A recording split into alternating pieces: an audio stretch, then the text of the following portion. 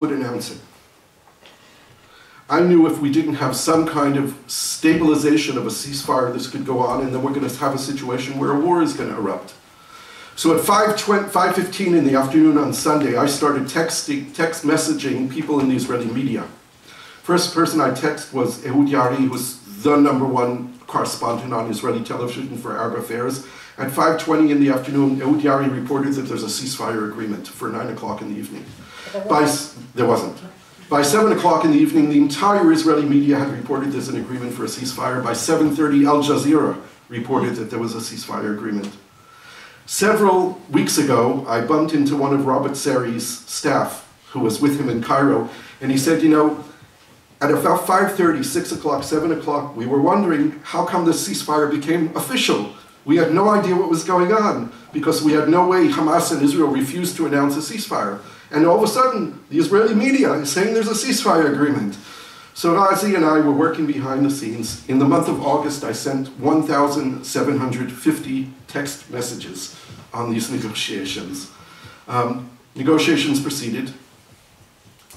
3 weeks ago, I had arranged to meet David in Tel Aviv. It was Monday night. He sent me a text message, said, let's meet tomorrow in Tel Aviv. We were in a 2-week waiting period. I had visited Egypt, and when I met with the Egyptian negotiators, I was there the day the Israeli embassy in Cairo was attacked. The next day, myself and the deputy Israeli ambassador were the only Israelis left in Egypt. Only the Israelis didn't know that I was there. He was an official there, I was a non-official there, but I met with the Egyptian negotiating team, and I said to them, it's time to close this deal. We can go on for weeks negotiating back and forth, this name, that name, this. It's time for the Egyptians to put their own proposal on the table. The next week, the Egyptians did.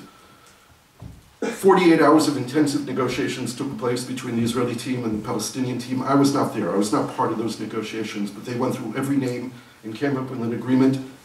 Israel initialed the agreement. David came home and said, now we have to wait.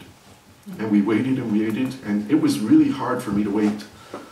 David said, don't initiate anything, don't make any phone calls, don't do anything. And we waited. He said, now's the time for silence. 2 weeks later, David sends me an SMS. He said, let's meet tomorrow in Tel Aviv. I'll call you during the day, tell you when and where. I go to Tel Aviv, had some meetings. I was at a political activity. I'm trying to contact David. He doesn't answer me. David always answers me in minutes. Whenever I text him or call him, there's no answer. He never answers me if he's in Cairo or if he's with the Prime Minister, so I figured something is going on. At 7:30, there's an announcement from the Saudi television, Al Arabiya. There's an agreement for Shalit. At 8 o'clock, they announced on Israeli media that the government was meeting to vote on the agreement. Got in my car, raced up to Jerusalem, went to the Prime Minister's office, texted David that I was waiting for him outside. He escaped the Prime Minister's office through a back door in order not to run into the media, called me in the car and said, Gershon, we did it. The rest is known.